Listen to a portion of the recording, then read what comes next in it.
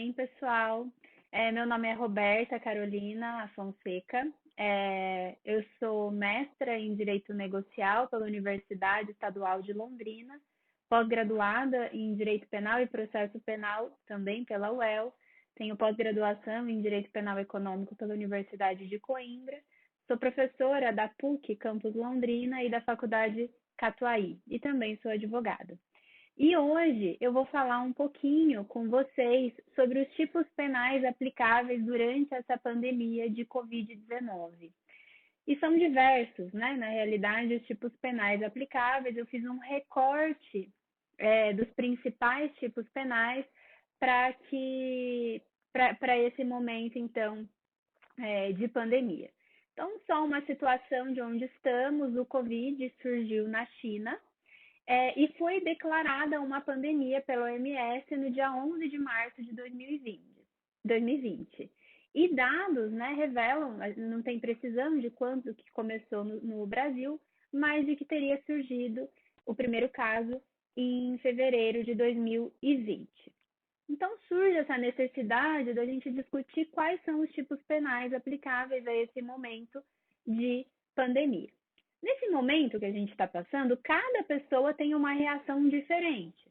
Alguns se deparam com essa situação e se desesperam, outros negam a gravidade da situação, negam, inclusive, que exista essa necessidade de alarde todo, né, para ser declarada uma pandemia. Uns são a favor do isolamento, outros são completamente contrários, mas fato é que algumas ações ou omissões podem incorrer em algumas práticas criminosas tipificadas pelo ordenamento jurídico brasileiro. Então, algumas pessoas podem, por exemplo, oferecer produtos milagrosos para a cura do Covid, outras pessoas podem fazer festas com um número expressivo de pessoas, ainda que seja na sua casa, que possa causar a propagação do vírus. Outras pessoas podem desrespeitar essa quarentena, podendo fazer disseminar a contaminação pelo vírus. Existe, por exemplo, a falta de equipamentos de segurança dadas aos profissionais de saúde que cuidam de pessoas que estão infectadas pelo Covid-19.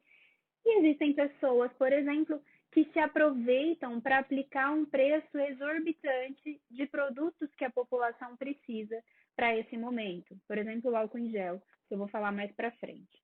Então, muitos doutrinadores, inclusive, defendem que esse não seria o momento para a aplicação de um direito penal. Porque, na realidade, as pessoas elas tinham que se conscientizar do momento, de respeito ao próximo.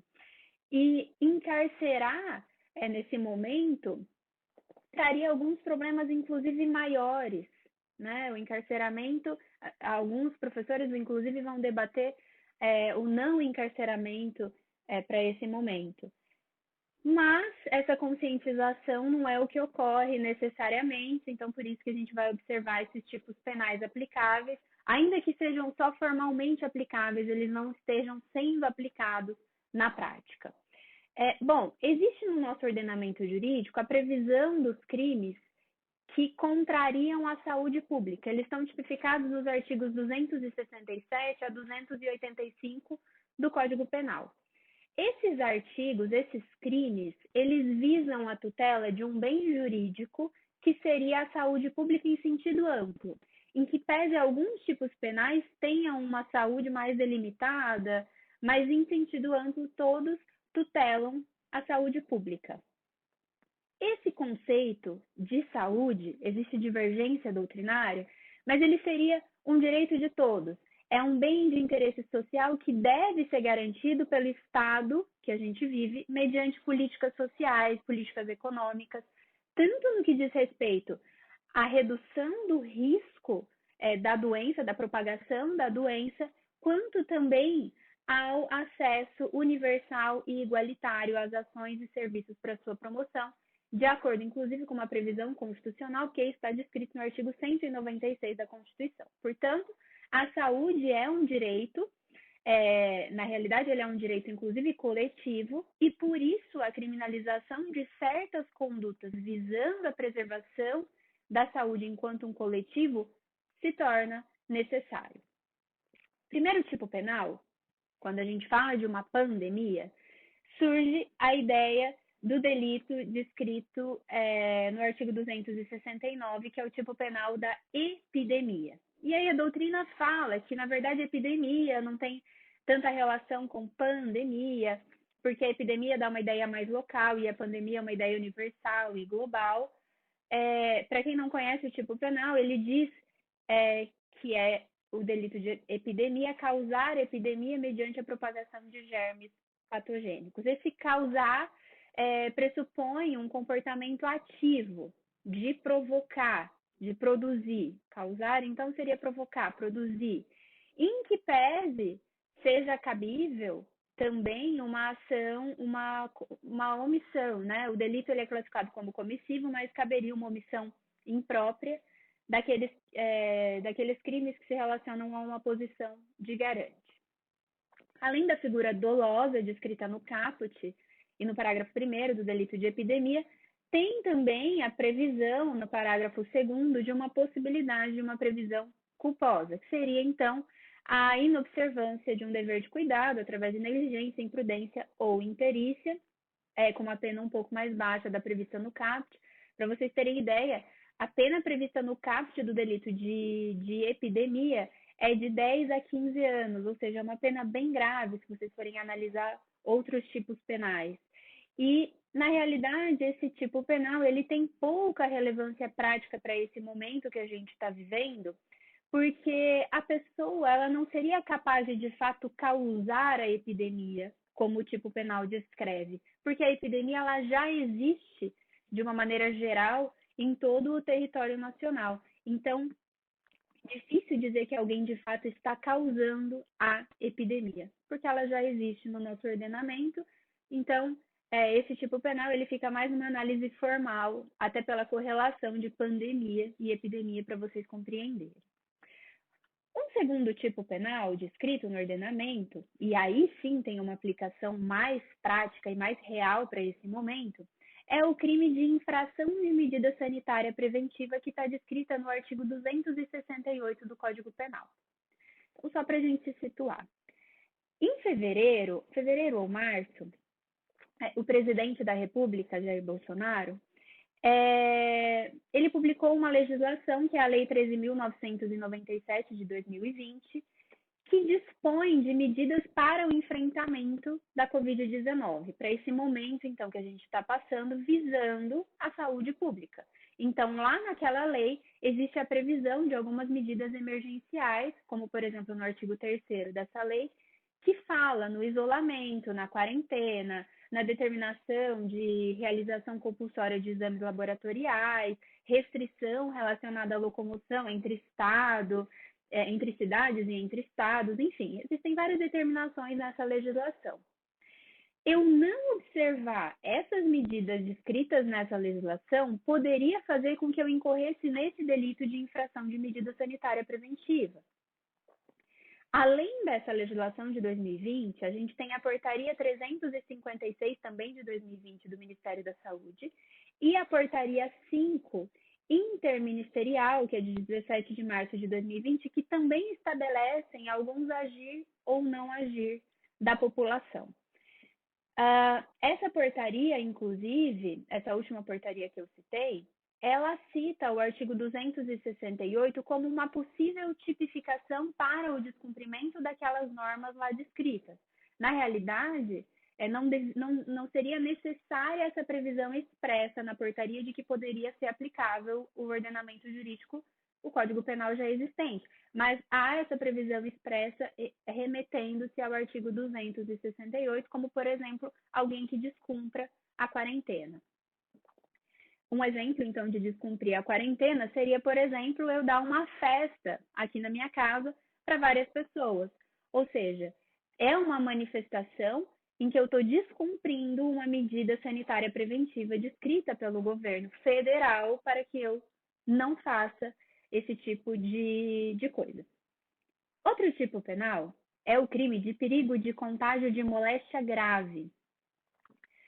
Esse tipo, ele diz assim, que é praticar com o intuito de transmitir a outrem moléstia grave de que sabe que está contaminado o ato capaz de produzir o contágio. Então, aqui, o meu sujeito ativo ele já é um pouquinho mais determinado porque é alguém que está contaminado e que sabe que está contaminado e que tem o dolo direto de transmitir essa moléstia para outra pessoa. Ainda que esse tipo penal ele não esteja descrito nos crimes contra a saúde pública como os dois anteriores que eu citei, ele incorre, ele protege também a saúde do indivíduo, aqui não de maneira coletiva, mas esse tipo penal ele está descrito nos crimes, está tipificado nos crimes contra a pessoa, especificamente no capítulo que fala da periclitação da vida e da saúde. Então, uma conduta mais prática para que vocês compreendam qual seria essa conduta do perigo de contágio de moléstia venérea, seria alguém que sabe que está contaminado e não utiliza os equipamentos de segurança em um elevador lotado de pessoas. Ou seja, essa pessoa, tendo uma motivação específica, tendo dolo direto de contaminar aquelas pessoas que estão dentro do elevador, ela pratica esse crime descrito no artigo 131, ainda que essas pessoas do elevador não sejam contaminadas, bastando então essa colocação em um perigo. Então, esse dolo é um dolo direto de perigo. Então, é uma tipificação possível também nesse contexto que a gente está vivendo de Covid. Outro tipo é o crime de desobediência, também descrito por aquela portaria que eu mencionei antes para vocês, que significa, o crime de desobediência significa o desobedecer a uma ordem legal de um funcionário público, e aqui não se tutela a saúde pública ou a pessoa ou a vida, mas sim a administração pública. Seria, por exemplo, um agente público que proíbe a aglomeração em um determinado local. Aqui em Londrina, por exemplo, a gente tem um lago. Então, se houver uma determinação de um agente público para que não haja aglomeração naquele local, e um grupo de pessoas se negam, descumprem essa ordem legal do agente, sem justificativa. Então, poderia incorrer num crime de desobediência descrito no artigo 330 do Código Penal. Outro delito possível seria crimes contra a economia popular. Então, vamos recordar. Uma das medidas preventivas descritas muito, né, pelo Ministério da Saúde é que a gente deve lavar as mãos corretamente, e há toda uma explicação de como lavar adequadamente, com sabão, enfim. E caso a gente não esteja num ambiente disponível de água e sabão, a gente deve utilizar o álcool em gel. Ou seja, o que aconteceu? Muitos comerciantes aumentaram o preço do álcool em gel, aproveitando desse momento de crise e alta procura do produto. Todo mundo estava em busca do álcool em gel, visando então, esse comerciante, um maior lucro. Esse comerciante poderia incorrer num crime contra a economia popular descrita na Lei 1521 de 51, especificamente no artigo 3º, que diz provocar a alta ou baixa de produtos de mercadoria, títulos públicos, valores, salários, operações fictícias ou qualquer outro artifício. Ou seja, o comerciante, em que pese ele tenha uma liberdade, ele não tem essa liberdade para praticar essa alta abusiva dos preços da mercadoria. Ainda mais no momento de crise, que é esse momento que a gente está vivendo. Outro delito seria relacionado aos crimes contra a relação de consumo, ainda nessa ideia do álcool em gel, seria, por exemplo, o comerciante fazer alguma afirmação falsa sobre esse produto, sobre, por exemplo, o álcool em gel. Dizer que ao invés de ser álcool 70, o comerciante diz que é álcool 70 e na realidade é álcool 40. Então, o que diz o CDC? O artigo 66 diz fazer afirmação falsa ou enganosa ou omitir informação relevante sobre a sua natureza, característica, qualidade, quantidade, segurança, desempenho, durabilidade, preço ou garantia de produto ou serviço. Ou seja, seria o comerciante enganar com relação a alguma característica sobre o produto. Alguma característica importante, aqui eu cito o álcool em gel, mas qualquer outro produto. né? Eu cito o álcool em gel porque virou um produto de alta procura neste momento que a gente está vivendo, né? Todo mundo procurou álcool em gel em algum momento e tem esse álcool em gel ao menos disponível. Inclusive, no início da pandemia, isso gerou bastante discussão, porque algumas pessoas passaram a armazenar alimentos, papel higiênico, álcool em gel, e aí gerou uma crítica, porque a gente teria que pensar no coletivo e não individualmente. E se eu uso o álcool em gel e as pessoas à minha volta não se utilizam, isso não é pensar no coletivo, porque inclusive essas pessoas poderiam me contaminar. Acho que atualmente a gente não, pelo menos aqui na cidade que eu moro, a gente não tem mais esse problema da procura do álcool em gel. O álcool em gel está disponível na maioria dos locais, é, inclusive de maneira pública, porque essa é uma das determinações de que o comércio tenha esse álcool em gel disponível em mercados, em farmácias, em qualquer estabelecimento, em escolas, né? Antes do isolamento também deveria ter o álcool em gel. Então, enfim, acho que hoje em dia não é mais uma situação tão problemática como foi no início, que as pessoas até se desesperaram um pouco e quiseram armazenar esses produtos. Enfim. Outro tipo penal cabível, e aí aqui já não é um tipo penal de uma maneira ampla para toda a população, ou seja, um crime comum que qualquer pessoa pode praticar, tem um sujeito delimitado, é a omissão de notificação de doença. Esse crime está descrito no artigo 269 do Código Penal e está relacionado a um médico. Então, não é nem a qualquer profissional da saúde, é especificamente um sujeito ativo determinado e qualificado que é um médico. Tem algumas doenças cuja notificação é compulsória, ou seja, o médico ele tem que avisar ou imediatamente ou tem um prazo descrito pela legislação, e essa norma é uma norma penal em branco, então a gente tem que se submeter, tem que analisar outro ordenamento para saber quais são essas doenças cuja notificação são compulsórias e qual seria o prazo para a notificação. Enfim, então tem uma portaria do Ministério da Saúde que estabelece quais são essas doenças cuja notificação é compulsória, e no dia 17 de fevereiro foi acrescentado nessa portaria do Ministério da Saúde a síndrome respiratória aguda grave associada a coronavírus, que seria essa situação do Covid-19. Ou seja, caso eu chegue no hospital com suspeitas dessa doença, o médico faz um teste, esse teste dá positivo para a Covid e o médico não avisa o poder público, ele pode incorrer nessa prática de omissão de notificação compulsória. E essa notificação, para vocês compreenderem, ela tem a ideia justamente de evitar a propagação de determinadas doenças. É para que o poder público ele consiga fazer um mapeamento de determinadas doenças para saber em que locais eles têm que agir, o poder público tem que agir, em que locais há uma maior propagação ou não. Se, por exemplo, há testes em determinadas localidades de algum medicamento, compreender se naquela localidade está sendo efetivo ou não. Então, essa notificação de doença compulsória, ela é extremamente relevante para o poder público, de alguma forma, barrar essa propagação de determinadas doenças. Tá? Quem tiver curiosidade de analisar essa portaria, eu não me recordo o número, mas é só vocês digitarem portaria do Ministério da Saúde de doença cuja notificação é compulsória. É um rol que sempre muda, mas não necessariamente se refere a doenças contagiosas. Tem doenças que não são contagiosas, mas, por exemplo, a dengue. Aqui em Londrina, a gente sofre não sei se eu poderia dizer epidemia, mas sofre com a dengue. Há muitos casos em que, pese uma pessoa não passe para outra, o poder público ele precisa traçar esse mapeamento para saber quais localidades têm um índice maior, possivelmente há foco maiores de mosquitos.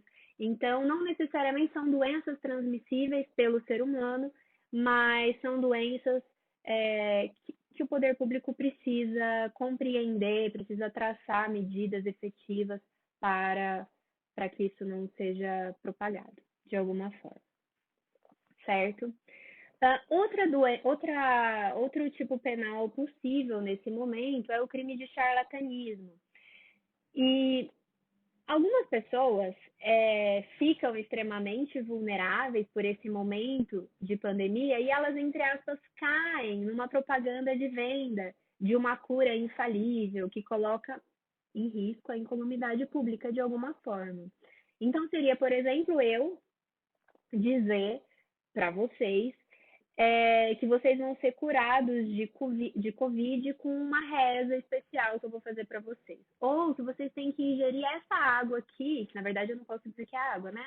Mas esse medicamento aqui, que não é um medicamento, mas é um milagroso, e aí vocês vão ser curados da COVID. Vejam, isso pode causar um problema para a incolumidade pública, porque a pessoa ela deixa de fazer o tratamento convencional, caso houvesse, para fazer esse tratamento, que na realidade o charlatão ele sabe que não é um tratamento eficiente para o combate à Covid. Até o momento, pelo que se sabe, né, no dia que eu estou gravando esse vídeo, pode ser que o dia que vocês forem assistir já exista até vacina, não sei. Até o momento a gente não tem uma cura para a Covid. Então, eu dizer que algum medicamento neste momento cura seria uma hipótese de charlatanismo. Isso exclui as pessoas que fazem pesquisas, que fazem testes, para de alguma forma descobrir a cura da doença. Tá? O charlatão ele tem esse dolo e ele tem esse conhecimento de que aquele meio que ele está anunciando a cura não é um meio capaz para de fato curar essa pessoa da Covid. Esse tipo penal do charlatanismo ele está descrito no artigo 283 do Código Penal. E um último tipo penal que eu trouxe para vocês diz respeito à relação de trabalho. É o tipo penal descrito no artigo 197, inciso 1 do Código Penal, que chama atentado contra a liberdade de trabalho. Esse tipo, ele estabelece, ele protege os funcionários que são constrangidos mediante violência ou grave ameaça a trabalharem durante esse período de suspensão das atividades. Então, vamos supor que essa pessoa ela esteja num grupo de risco declarado pelo Estado, declarado pelo governo federal, e não é fornecido pela empresa os equipamentos de proteção individual, os EPIs, para que ela desempenhe, então, o seu trabalho de uma maneira segura. Então, por exemplo, luva, álcool em gel, dependendo do trabalho desenvolvido, máscara. Então, esse tipo penal protege, na realidade, a pessoa que está numa relação de trabalho e é, entre aspas, forçada, porque há violência ou grave ameaça, a desempenhar um trabalho não seguro. Esse tipo penal, ele tem que ser analisado com cuidado, porque existem algumas profissões que elas são colocadas nessa situação de perigo naturalmente, porque são, vamos dizer assim, a força-tarefa para, né, um mínimo necessário de trabalho para esse momento que a gente está vivendo de Covid. Então, caso seja possível um trabalho remoto ou uma antecipação de férias, algo nesse sentido, ótimo. Caso não seja possível, a pessoa tenha que desempenhar um trabalho, como, por exemplo, médicos, enfermeiros, psicólogos, fisioterapeutas, as pessoas que trabalham na área médica, por exemplo, elas não podem se recusar a trabalhar sob a alegação de que estariam em risco. Na realidade, elas até poderiam, né? Mas analisando de um sentido amplo, num sentido amplo, elas não poderiam se negar com relação a esse risco. E se houver grave ameaça ou violência do empregador, poderia o empregador incorrer nesse delito de atentado contra a liberdade de trabalho. Existem outros tipos penais extremamente relevantes para esse momento. Existe, por exemplo, a situação de mulheres que sofrem violência doméstica nesse momento. E aí daria mais outros 20 minutos para a gente debater só sobre isso. Então, eu fiz um recorte mais relacionado à saúde pública de alguma forma ou ao comércio de alguma forma. Mas existem os outros, todos os tipos penais escritos pelo ordenamento jurídico que continuam tendo uma aplicação prática para esse momento. E aí, enfim, daria para se analisar também. Então, era isso que eu queria passar para vocês. Foi esse o recorte que eu escolhi para trazer sobre os principais delitos aplicáveis a esse momento de Covid-19 que a gente está vivendo. É um momento extremamente importante que a gente fica recluso dentro de casa, com pouco contato com os nossos amigos e familiares, alguns inclusive moram sozinhos, então ficam literalmente sozinhos. E, e eu queria dizer para vocês que quem puder ficar em casa, de fato, fique em casa. Esse momento, se Deus quiser, ele vai passar, vai ser algo passageiro, a gente vai sair dessa. E vai ficar tudo bem em algum momento. A gente precisa de fato da colaboração de todos que puderem nesse momento. E aqueles que não puderem ficar em casa, que se utilizem dos equipamentos de segurança recomendados pelo Ministério da Saúde, como por exemplo máscaras e álcool em gel. Então é isso. Se alguém tiver alguma dúvida sobre essa exposição que eu fiz ou quiser aprofundar a temática, até debater e discutir algum tipo penal em espécie específico, eu estou à disposição através das minhas redes sociais ou através do meu e-mail, que está disponível, né, na divulgação. E será um prazer receber as mensagens que vocês tenham para me passar e a gente debater sobre essa questão tão importante nesse momento. Então, eu queria muito ver vocês, que a gente estivesse tendo esse contato presencialmente. Por óbvio, não vamos conseguir, mas eu estou muito feliz de estar aqui transmitindo de alguma forma um pouquinho desse conhecimento para vocês. Tudo bem? Até a próxima!